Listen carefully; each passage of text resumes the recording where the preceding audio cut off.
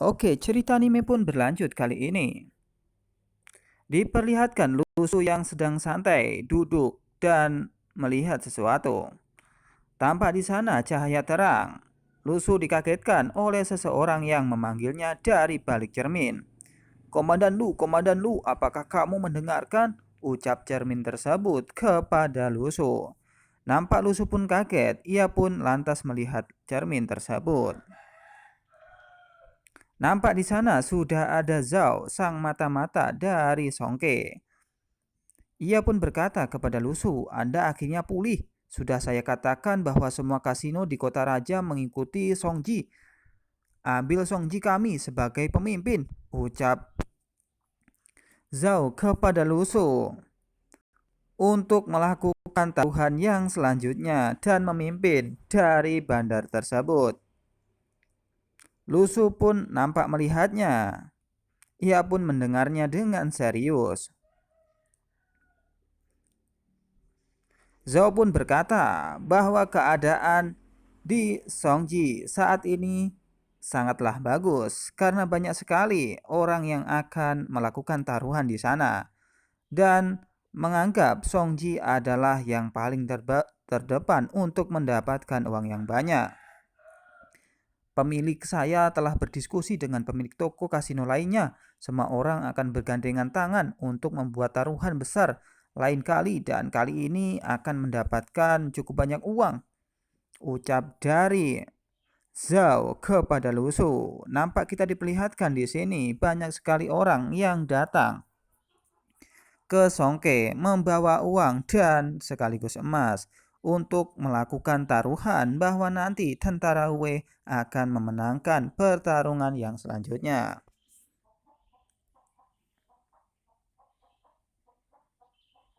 Lusu pun menjawab perkataan dari Zhao. Hei teman, idemu berbahaya tapi aku menyukainya. Bagaimana Anda ingin saya bekerja sama kali ini untuk Anda? Ucap Lusu kepada Zhao. Zhao pun hanya berkata, ayo dulu, ini saya akan mengatakan tapi ini sangat rahasia. Tolong Anda mendekat dan saya akan kasih tahu. Ucap Zhao kepada Lusu. Mereka pun berbisik-bisik tentang rencana yang akan ia lancarkan selanjutnya untuk mendapatkan cuan yang sangat banyak tentunya. Setelah selesai berbisik-bisik, rencana pun akan segera dimulai. Kita kali ini diperlihatkan di Nangeng. Di sana sudah ada tentara bulu hitam yang berjaga di perbatasan. Nampak ada tentara bulu hitam yang kecapean akibat serangan dari tentara Wei yang berkali-kali dan bertubi-tubi. Aku menginap semalam jadi aku bisa kembali istirahat, ucap salah satu tentara bulu hitam yang kelelahan di sana. Nampak yang lain juga ikutan kelelahan. Tak lama kemudian ia dikagetkan oleh sesuatu. Tiba-tiba dari arah depan sudah ada tentara Wei yang bergegas untuk melakukan pertempuran lagi. Nampak di sini tentara Wei sudah memakai perlengkapan yang sangat ampuh. Sudah ada tombak, baju besi dan tameng sekaligus. Saat ini jumlah tentara Wei sangat banyak. Mereka pun bersiap untuk menyerang tentara bulu hitam di Nangeng. Nampak mungkin itu keseluruhan dari tentara Wei, tentara Xingse, dan yang lainnya. Nampak sesampainya di sana, serangan musuh tentara Wei ada di sini, ucap dari salah satu tentara bulu hitam yang mengetahui bahwa tentara Wei sudah ada di depan gerbang dan siap untuk melakukan serangan. Salah satu komandan dari tentara bulu hitam mengatakan, tentara Wei telah datang untuk menyerang kota Nangeng, ucapnya. Ayo kita bersiap. Nangeng dapat ditempatkan dengan 10.000 tentara elit dan jelas bukan pasukan kecil. Wei yang dapat menangkapnya. Lulus pesanan saya, bersiaplah untuk bertemu musuh. Ucap komandan tersebut menginstruksikan untuk melakukan penyerangan kepada tentara Wei yang saat ini menyerang mereka.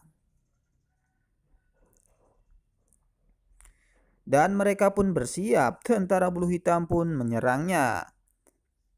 Perlengkapan yang sudah disiapkan di sana ada tombak beserta baju besi dan pedang.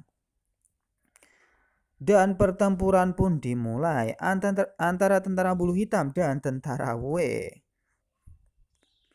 Sudah ada di sini Komandan Liu yang bersiap untuk melawan dari Komandan tentara bulu hitam. Nampak Komandan Liu pun merilis tombaknya dan mengeluarkan energi spiritual berwarna kuning.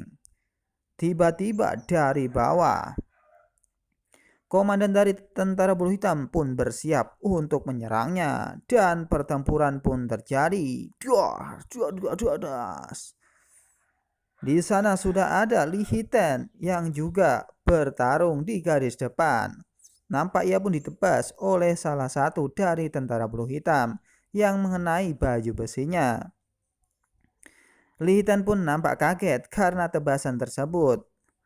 Tapi ia sudah biasa karena ia terlihat aman dengan baju besinya. Ia lantas memukul tentara bulu hitam sampai terjatuh dan tersungkur. Nampaknya di sini tentara Wei tidak membunuh tentara bulu hitam. Ini adalah strategi yang digunakan Lusu.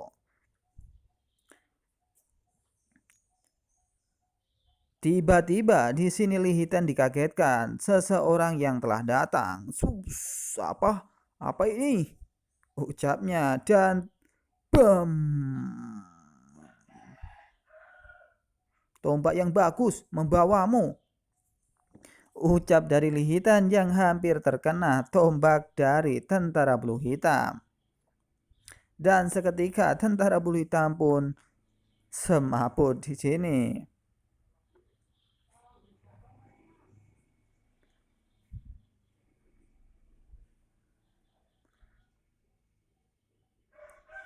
Terlihat tentara bulu hitam yang ingin kabur akibat serangan tersebut. Di sana sudah ada tentara bulu hitam yang menunggangi kuda. Li Hiten pun sangat marah dan siap untuk menyerangnya. Tiba-tiba ia pun bersiap dan melompat. Ia merilis tombaknya dan bam. Ia pun mengenai salah satu dari tentara bulu hitam beserta kudanya yang ambruk sekalian.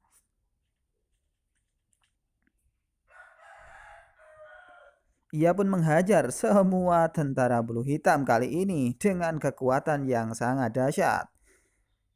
Namun ada yang aneh, tombaknya tidak diarahkan ke bawah. Namun yang tumpul berada di bawah dan siap untuk menyerang yang lainnya. Li Hiten di sini nampak sudah akan menyelesaikan pertarungannya. Dan ia pun melihat temannya yang saat ini bertarung. Tidak, ini tidak baik. Saudara-saudara di sana dalam bahaya. Ucap Li Hiten yang mengetahui bahwa temannya sedang dikeroyok oleh tentara bulu hitam. Melihat hal tersebut, tak lama kemudian, Li Hiten pun dikagetkan oleh Raja Lu yang berada di sampingnya dan segera menolong dari tentara Wei yang lain. Raja Lu pun bergegas untuk menghampiri mereka dan dengan sekali tebas. Tentara bulu hitam pun langsung semaput.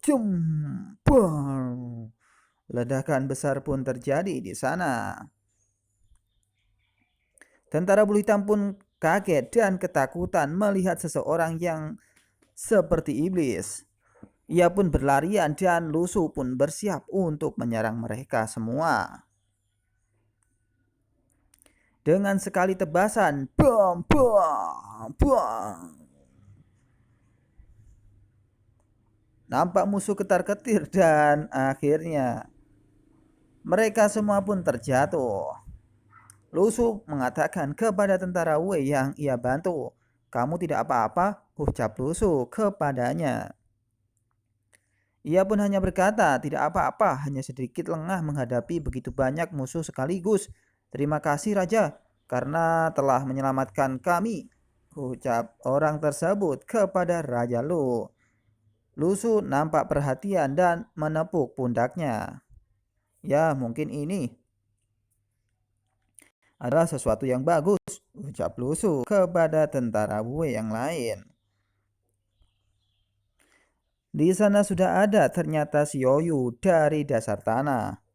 Lu Su pun berkata kepada Xiaoyu, "Hei Xiaoyu, beri saudara ini asisten dan kemudian kami terus menyelamatkan orang di tempat lain," ucap Lu Su kepada Xiaoyu untuk memperhatikan orang-orang dari tentara Wei agar mendapatkan perlindungan yang ekstra.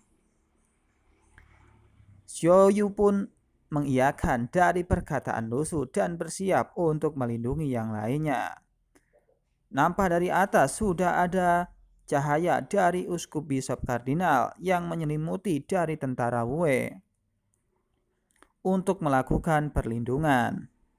Lu Su pun berkata, "Anda ingat jika Anda tidak bisa menahannya, Anda akan berakhir pada waktunya.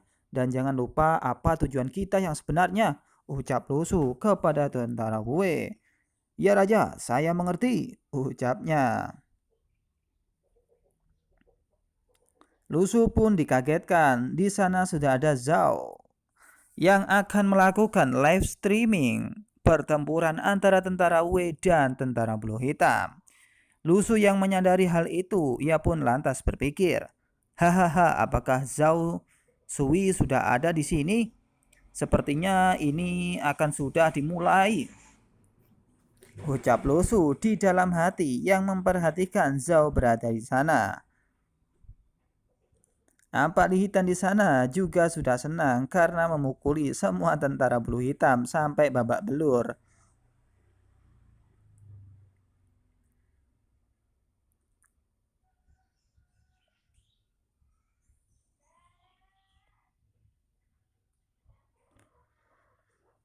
Seperti yang Anda lihat, tentara Bulu Hitam dan tentara Wu Wei sedang membunuh di luar kota.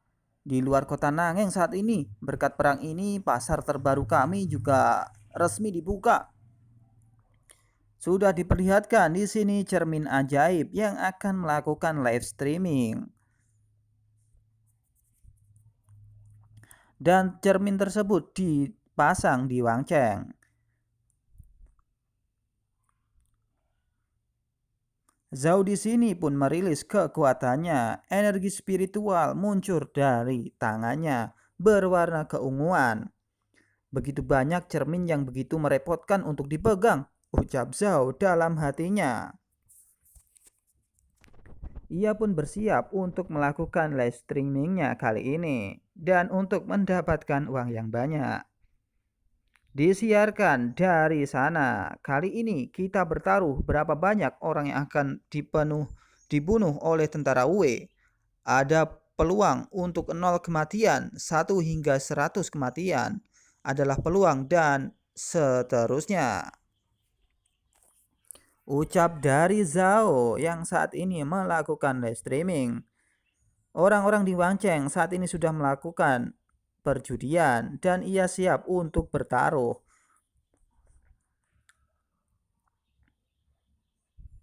Terlihat di sana, orang-orang pun melihat live streaming yang dilakukan oleh Zhao.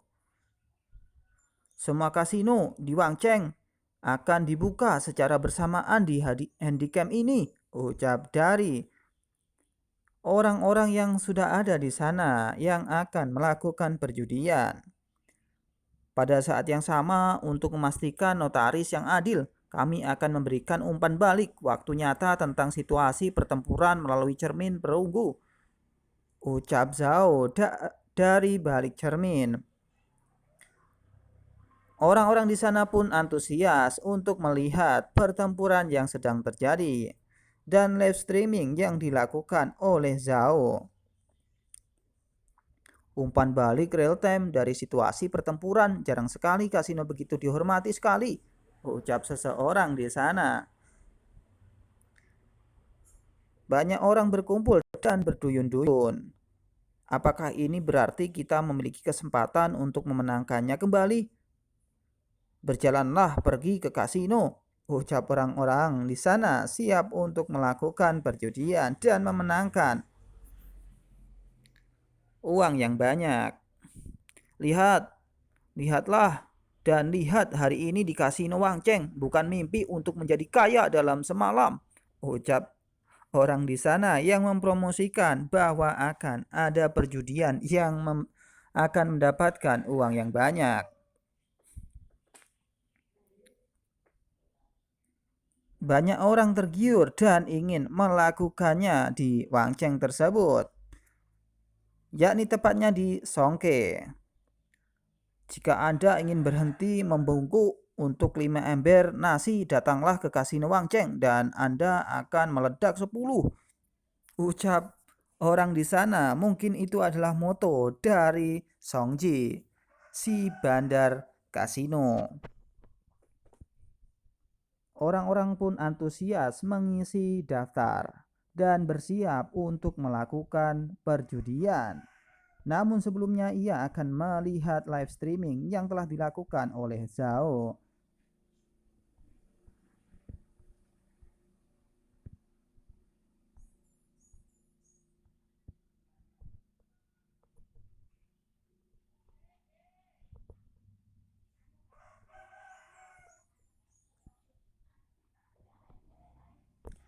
Di sini sudah ada pengawal dari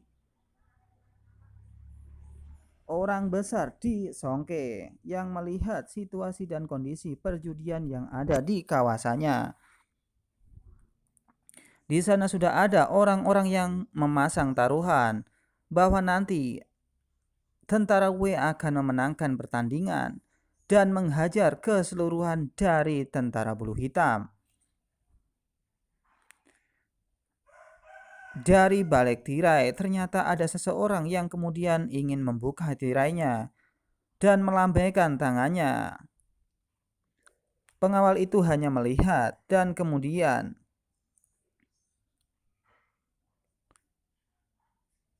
keluarga besar dari Songji itu berkata kepada pengawalnya, bagaimana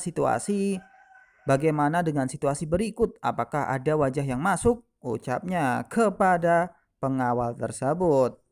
Nampaknya ia yang mengendalikan Songji dan akan mendapatkan uang yang banyak dari para pejudi. Pengawal pun hanya berkata, Anda ada wajah-wajah segar dan banyak lagi. Kebanyakan orang di meja judi berpikir bahwa tentara Wei akan menang. Namun Yemo merasa bahwa pedang tidak memiliki mata dan tidak banyak orang yang mati, ucap pengawal tersebut kepada pemilik bangsawan tersebut.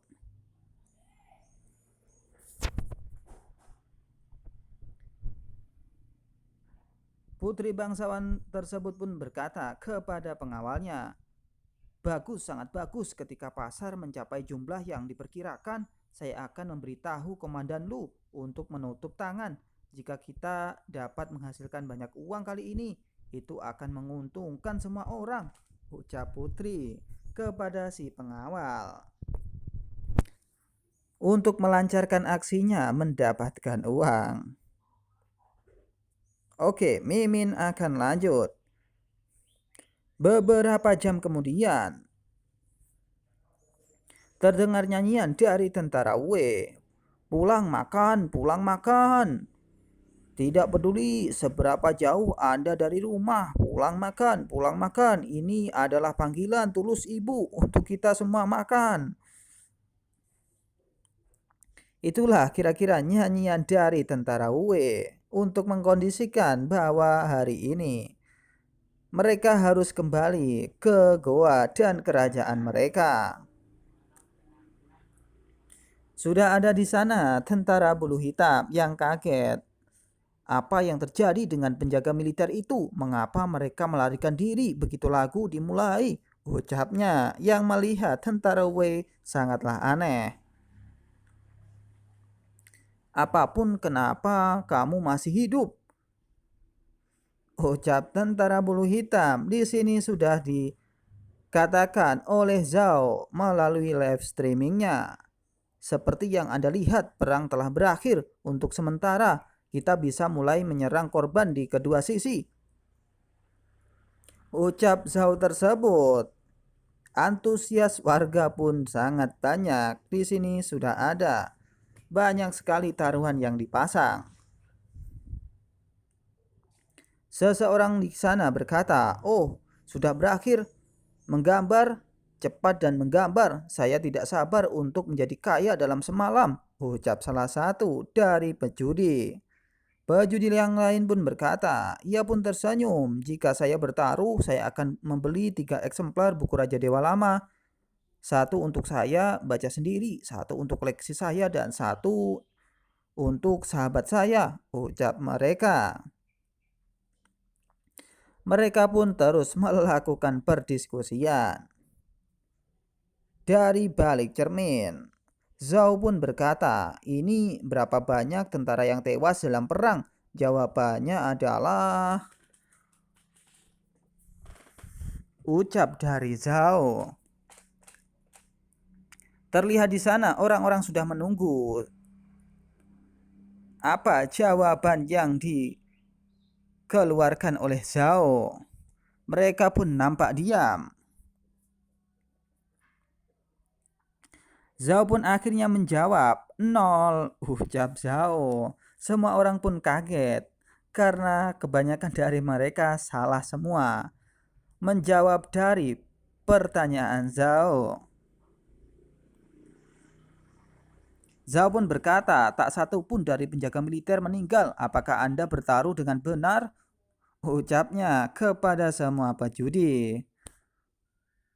Semua pejudi pun layaknya disambar geledek. Dar! Ia pun nampak panik karena ia sudah memasang uang yang cukup banyak.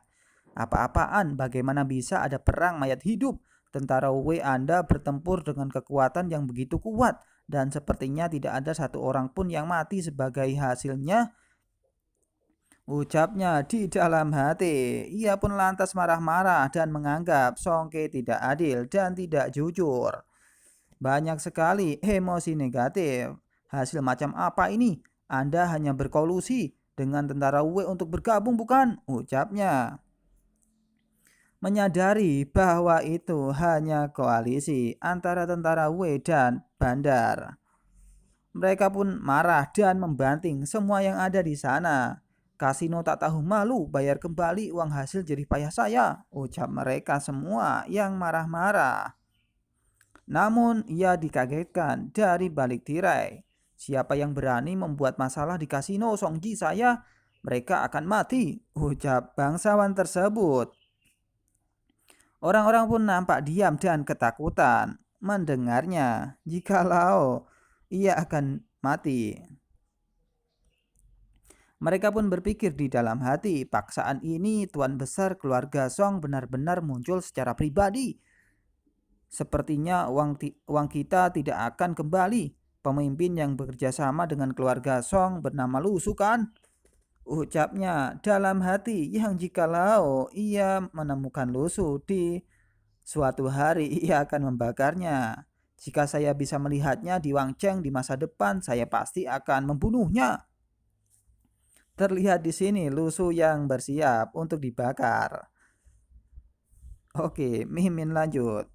Nilai emosi negatif pun muncul dari mereka semua plus 99. Dan dari Sing Bukai plus 999. Kemudian berlanjut, malam itu para penjudi berkumpul di tepi sungai Longyin. di dekat Wangcheng, dan para menjudi bangkrut melompat ke sungai seperti biasanya karena ia kehabisan uang dan bersiap untuk mandi. Kemudian beberapa perbuatan baik menjuluki hari ini sebagai hari pendarahan kota raja. Dan cerita pun berakhir di sini, akan berlanjut di cerita yang selanjutnya.